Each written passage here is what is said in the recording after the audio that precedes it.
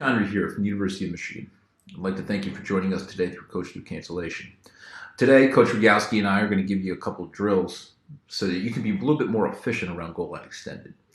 We're going to talk through body positioning, angle play, and you don't need much more than a couple cones, maybe a ball or two, a partner, and if you have a cage, that's even better. Enjoy! We start all of our conversation about goal line extended defense with just body positioning. For us, we want to make sure that our guys are low. We want to drop our hips, drop our butt, but stick our chest up. We want our chin to be elevated as well, okay, and not look down at the floor. When we do make contact, we want to have our feet slightly apart, outside of our shoulders, and then our bottom hand punching out. We want to avoid what we call rowing the boat, which means that our hands are constantly moving in and out like a bench press. That'll allow the attackman to get tighter and tighter and tighter to our chest, forcing our body up, and then losing our ability to change direction effectively. Once we understand basic defensive stance and posture, we can now shift into learning and working on how to cover offensive players that are moving or dodging. In this presentation, we're going to focus on covering dodging offensive players whose goal is to get above goal line extended in spots where they are dangerous as feeders, shooters, and dodgers. Our job and focus as defenders is to keep these dodgers out of those dangerous spots. We will accomplish this with our baseball footwork concept. If you look at the diagram, you will see home plate, first base, and third base, and how it relates to positioning on a lacrosse field. In this drill, we are simulating covering a dodger from X from an inside help position. It's important to note that when we use our baseball footwork concept, our first steps should not be towards the pipe or inside the crease. They should be towards third base or first base, depending upon what hand the dodger is dodging to. Very simple drill setup with a cone at home plate, first base, and third base. You'll notice as the defender approaches at X, breaks down, and then takes his step to first base or third base. In this drill, we're simulating a dodger who has been turned back at goal line extended and is now going to dodge through X and re-dodge and try to get above goal line extended on the other side of the cage. It's important to notice the baseball footwork at goal line extended, we're stepping to home base, and then as we get through X, we're stepping to first base. The goal is to make sure we have angle pursuit and stay in front of our man so we don't allow them to get to the dangerous spots above goal line extended. Same cone setup as before. You'll notice here, as we're simulating the rollback at goal line extended, our defender's first step is to home plate. As the dodger gets through X, he's now taking a step to first base or third base, depending on what direction he's dodging.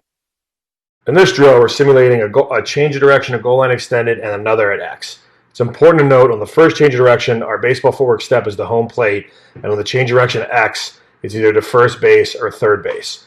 It's important to understand that the angle of this step allows us to force our dodger away from goal line extended to places where he's less dangerous. If we make our step into the crease or towards the pipe, we're giving him a dodging angle and allow him to get to 7 and 7. Same cone setup as previous drills. Notice the good defensive posture on the change of direction. Notice the first step to home plate. Notice on the change of direction, the step to either first base or third base. You'll start to see defenders will have their lower bodies pointing in one direction, but their upper bodies square to a dodger. We call this G.I. Joe footwork.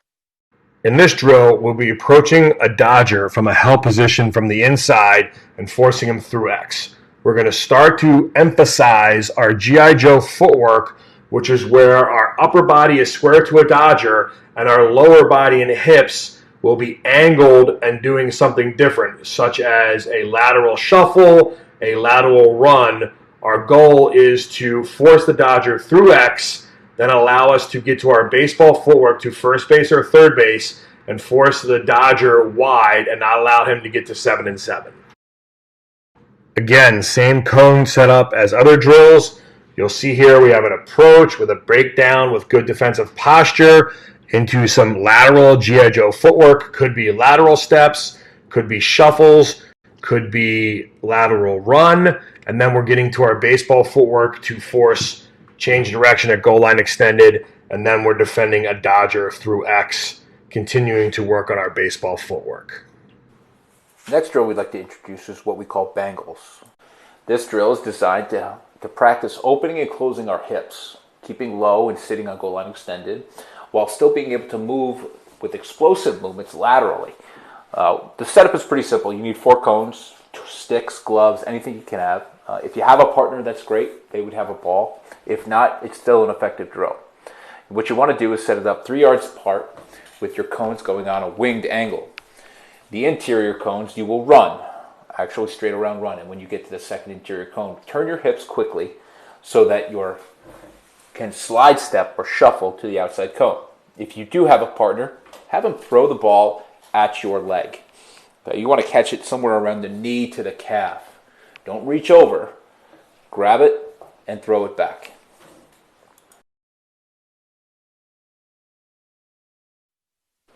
Here are a couple of good examples of Bangles in action.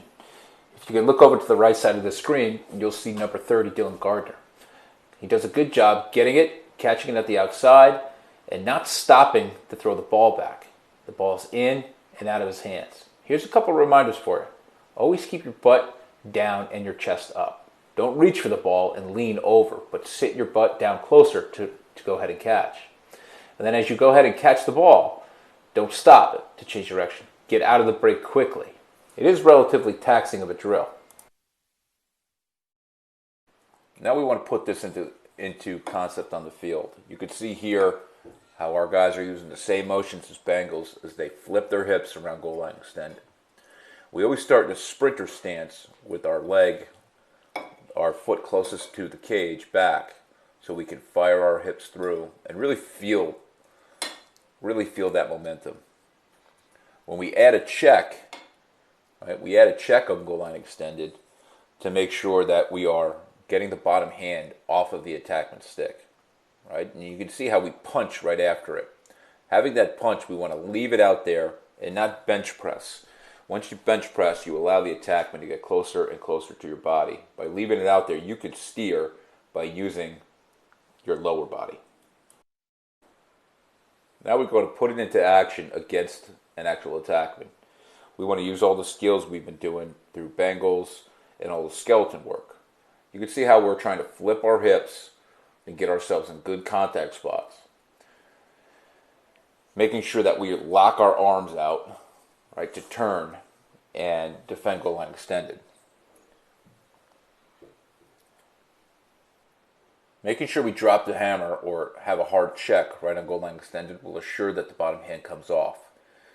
Right, now you can see as it gets more physical, we've been working on dropping our hips lower and our butt lower and extending our arms. This way the attackman doesn't get into our body. You can see on this rep how we get backed in because our arms are in tight like an alligator or a dinosaur. We want to make sure that we lock that bottom arm to keep him out. And on this one, you can see how rowing the boat allows that attackman to have the rite of passage. Adam's drill is designed to work on an upfield show to a long approach. Now we want to use this as a solo breakdown when we go behind after we are an adjacent defender. And we want to make sure we break down on the outside cone, take a slide step, which will get us broken down effectively. After we get a quick slide step or mimic our dodger splitting, we want to open up and take an angle to the apex of the cage. By doing so, that allows us to trail the dodger so we don't get rolled back, okay, and what we call a G.I. Joe run, which means our lower body is turned and running while our upper body and our shoulders are square to the dodger.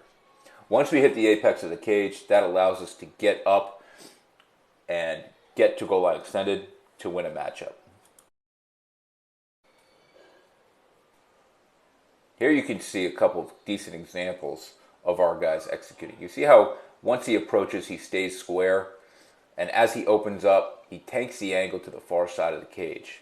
Right? Obviously, this is in slow motion to see some detail, right? But this is an excellent example of the drill at work. Quick slide step, open G.I. Joe run, get to goal line extended, beat the dodger there, flip the hips, and be ready for contact. Thank you very much for spending a couple minutes with us today. I hope you picked something up that was useful. Best of luck to you during these uncertain times, and hopefully we'll all get back out on the field soon.